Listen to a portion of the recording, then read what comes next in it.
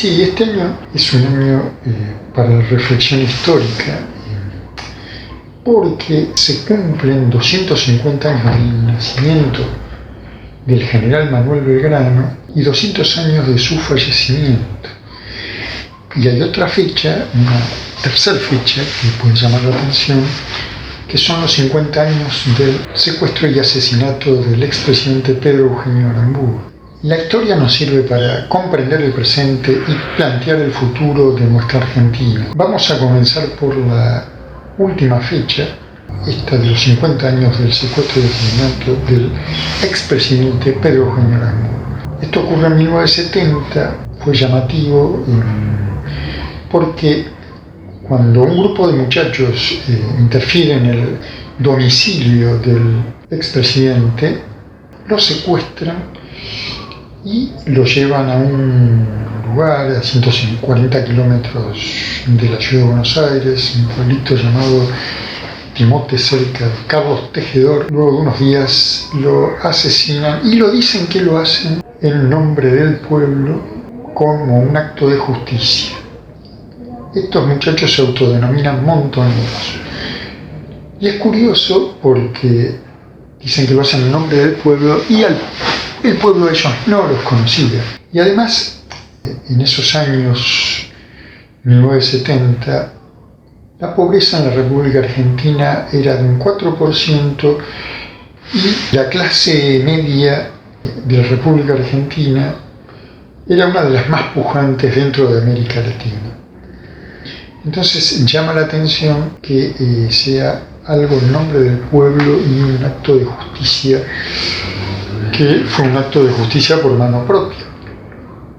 Pero este hecho, que tal vez no sea el único de estos de símil acción, marca un antes y un después porque fue el más resonante y porque la figura que se vio afectada fue el expresidente que intervino en la Revolución Libertadora que derrocó al expresidente Perón. Entonces marcó un antes y un después. Antes hubo crímenes de sindicalistas como Alonso, como Augusto Timoteo Bandoro, perpetradas por estas bandas terroristas que estaban creciendo ya. Esto fue en el año 1969, estos dos últimos hechos. Y posteriormente al asesinato del expresidente Aramburu, tenemos el secuestro del presidente de Fiat Argentina, Ordan Salustro, que fue en 1972 perpetrado por ERP, otra banda terrorista, que el 10 de abril lo ultiman. Este era un empresario, una persona de trabajo, es llamativo. El mismo día que asesinan a Ordan Salustro, en Rosario, en la ciudad de Rosario, en la intersección de las calles Córdoba y Alvear, otra banda del ERP intercepta el vehículo en que venía el general Sánchez, general de división del regimiento de Rosario. Lo interceptan y le cruzan un rastrojero y con un Peugeot desde un techo desmontable lo acribillan a balazos, matando no solo a él sino a su chofer de 20 años. Y en esa esquina muere también una señora que atendía un kiosco en la esquina, un kiosco de diarios, y muere también en la balacera. Por supuesto, a estas bandas no le interesaba ninguna muerte porque ellos en plena ciudad y en el anonimato aparecían en cualquier momento. Podríamos mencionar más actos similares antes de este año 70 y posterior, dentro de toda esa década del 70, en que son perpetrados por estas bandas terroristas y que para ellos el lema era cuanto peor, mejor. ¿Por qué? Porque desestabilizar, generar terror en un país que, si bien cuando ocurrió este hecho de Aramburu,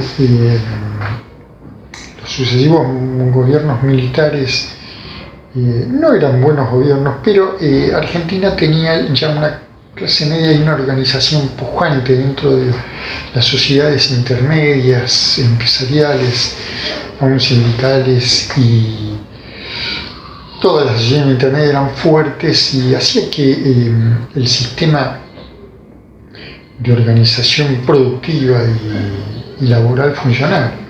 Entonces estaban atacando estas bandas en un momento en que la sociedad era pujante comparado con lo que hoy estamos viviendo. ¿Cuál es la raíz de esto? Es que había ocurrido casi una década atrás, en 1959, la Revolución Cubana, en que se derrocó al dictador Batista, y la influencia de Cuba, del Che Guevara, todo lo que implicó ese movimiento, se fue infiltrando en grupos de jóvenes de Argentina, jóvenes que algunos venían de la llamada resistencia peronista, esa resistencia peronista que era fomentada por Perón desde el exilio, que incitaba a la violencia a los jóvenes. Está en los textos de historiadores que han escrito y recopilado documentos en que Perón se manifiesta para que estos jóvenes actuaran de esa manera. Y si bien el general Perón no tenía lo que es, podríamos decir, afinidad con el marxismo y con la Revolución Cubana, vio en estos jóvenes un elemento de reacción ante los militares que gobernaban en ese momento. Pero estos jóvenes y estas bandas terroristas actuaron luego en democracia también. Así que podemos decir que no les interesaba el sistema democrático también.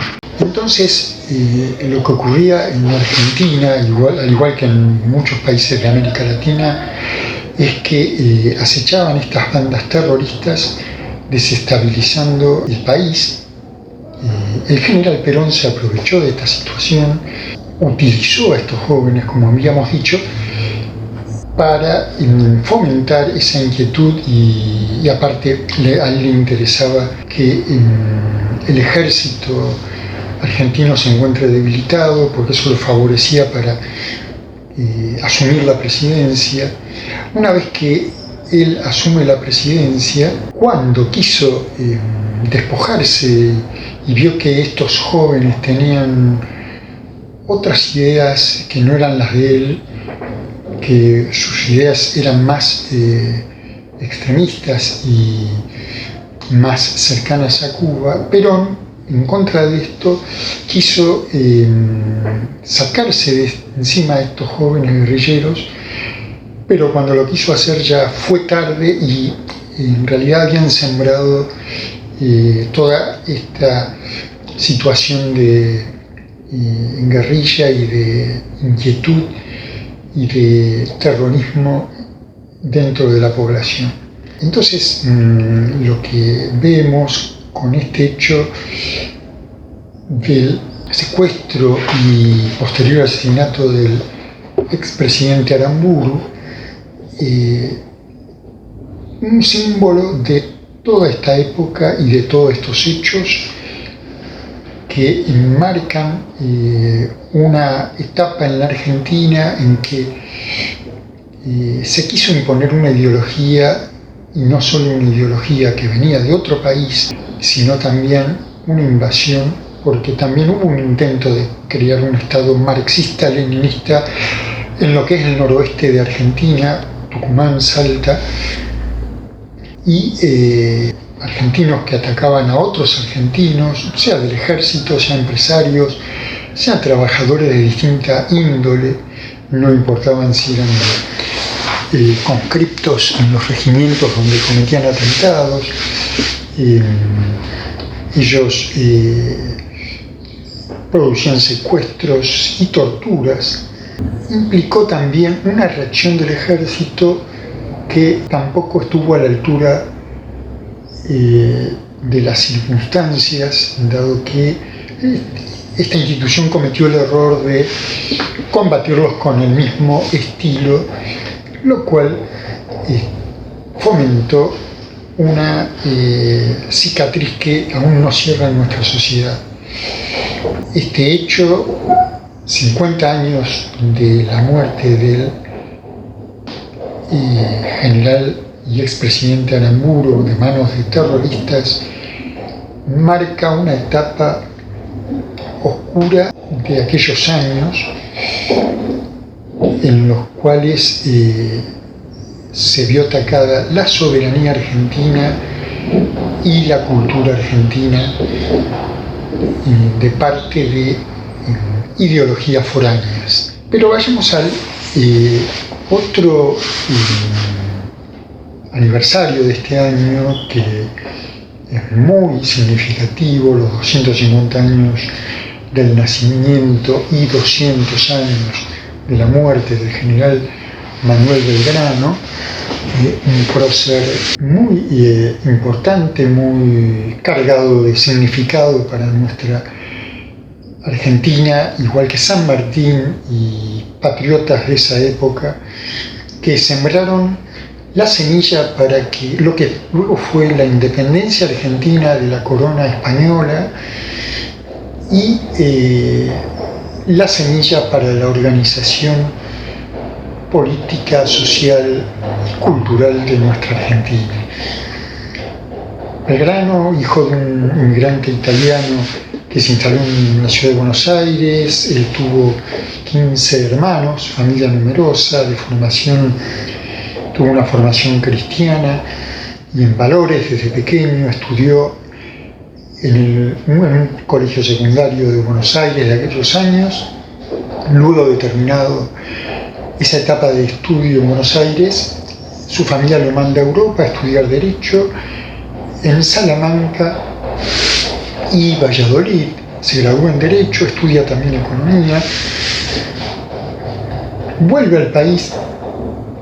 Luego de este periodo, el virreinato del Río de la Plata lo ubica en el cargo del consulado del Río de la Plata y ahí desarrolla una actividad interesante desde el punto de vista para la proyección económica, comercial y laboral del país, fomentando el trabajo, el comercio y el desarrollo laboral e incluso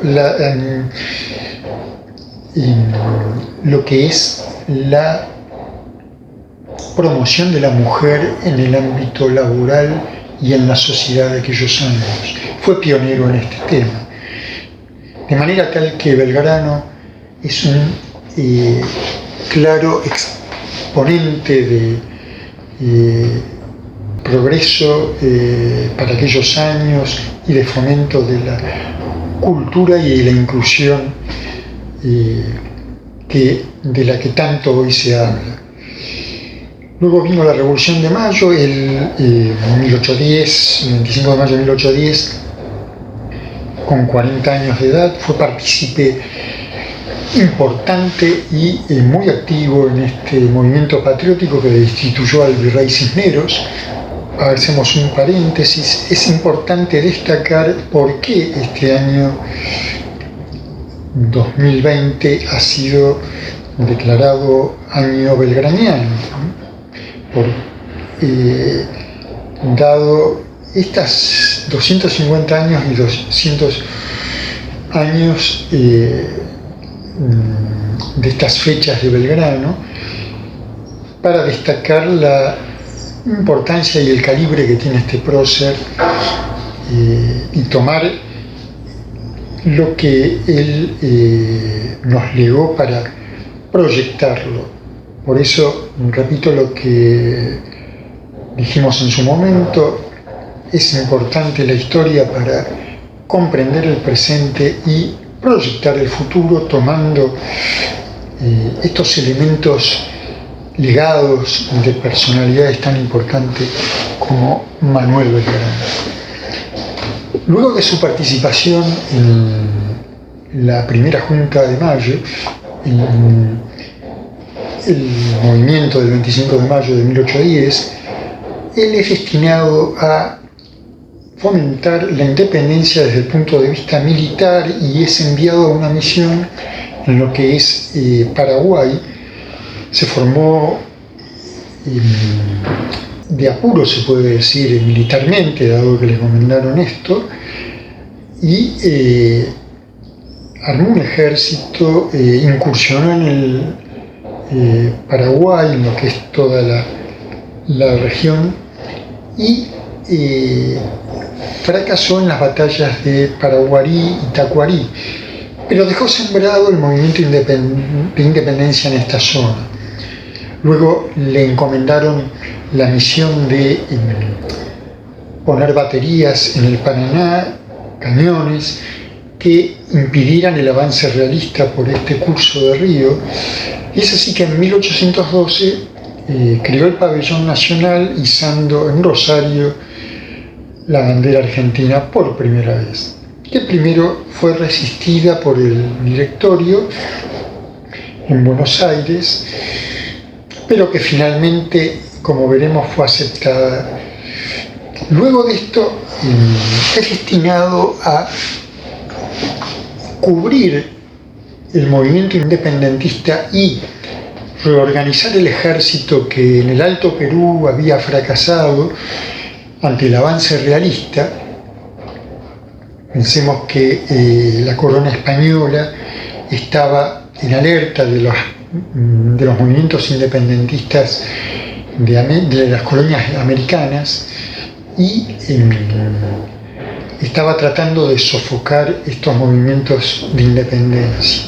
Y las tropas realistas, las tropas de la corona española, estaban avanzando desde el Alto Perú para sofocar estos movimientos independentistas. Es así que Belgrano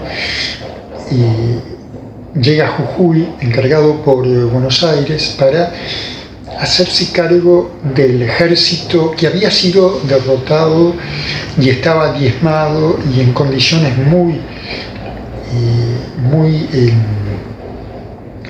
deplorables para seguir batallando, y a él se le encomienda la reorganización de este ejército.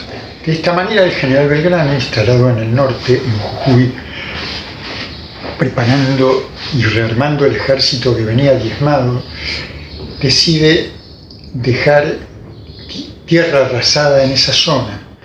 ¿Qué significa esto? Es no dejar ninguna pertenencia, y con el pueblo y el ejército retiran todos los elementos que podían transportar para que el ejército realista en su avance no se encuentre con posibilidades de aprovechar nada en esa zona. Es así que el general Belgrano con sus tropas llega a Tucumán y tenía la orden de Buenos Aires de retroceder a Córdoba. No cumple esta orden, él quería enfrentar a los realistas y el 24 de septiembre derrota al ejército realista en la batalla de Tucumán. Luego realiza el camino inverso, vuelve al norte con sus tropas y el 20 de febrero de 1813 derrota nuevamente a los realistas en la batalla de Salta, en donde flamea por primera vez la bandera nacional en un campo militar. Luego tiene los fracasos de Vilcapugio y Ayohuma, pero de todas maneras, con las batallas logradas en Salta y Tucumán, había dejado allanado el camino para la independencia. Luego es enviado a una misión diplomática en España con Rivadavia para sostener y contener el movimiento independentista y ganar tiempo para las colonias. Mientras tanto, los movimientos en el norte seguían en actividad de batallas contra los realistas. Cuando el general Belgrano vuelve de esa misión, él vuelve a Tucumán y ahí es un fervoroso y animador, junto con otros patriotas y de las distintas provincias que querían encaminar la independencia, y es así que el 9 de julio de 1816 se declara la independencia requisito indispensable, que queda escrito y marca un hito para que continúan las luchas por la independencia y para derrotar al ejército realista. El general Belgrano continúa unos años en el norte, en Tucumán, sostiene y cubre las espaldas del caudillo Güemes de Salta, que estaba enfrentando a los realistas. Permanece unos años en Tucumán y comienza a deteriorar su salud. Cuando se ve disminuido en ese sentido, él regresa a Buenos Aires, su salud muy deteriorada, y el 20 de junio de 1820 fallece en su casa natal en Buenos Aires, rodeado de su hermano, que era un religioso dominico, y una hermana, y el médico, al cual por su atención le pagó con lo último que tenía como bien, que era su reloj de oro. Él nunca quiso dejar deudas, inclusive hasta último momento de su vida. De esta manera podemos ver en esta reflexión de un año con fechas emblemáticas, la primera fecha que habíamos comentado, del secuestro y asesinato del expresidente Aramburu, los 50 años de este hecho, representa una época en que la patria quiere y prefiere no recordar y no tomarla como ejemplo, dado que es una época de convulsiones, de miras muy mezquinas, dado que los que generaban estas actividades guerrilleras y las fomentaban eran líderes políticos de poca talla, y los jóvenes que realizaban estas actividades de muy poca formación intelectual y moral, tal es así que muchos de ellos se arrepintieron. Podemos decir que muchos de ellos eran tipos de bomba fácil y tiro en la nuca, y contra sus conciudadanos y en contra de la propia soberanía. Mientras que recordar a Belgrano en sus fechas de nacimiento y de su fallecimiento es hacer memoria agradecida de este prócer, que no solo fue el creador de la bandera nacional, sino que en torno a esa bandera nacional se pueden identificar y referir valores muy sensibles y muy profundos de nuestra patria, para ver el futuro desde esos valores. Valores que están expresados en las palabras de Belgrano. Sus palabras lo reflejan. Se apoderaron de mí las ideas de libertad, igualdad, seguridad, propiedad. Solo veía tiranos en los que se oponían a que el hombre, fuese donde fuese, no disfrutase de unos derechos que Dios y la naturaleza le habían concedido.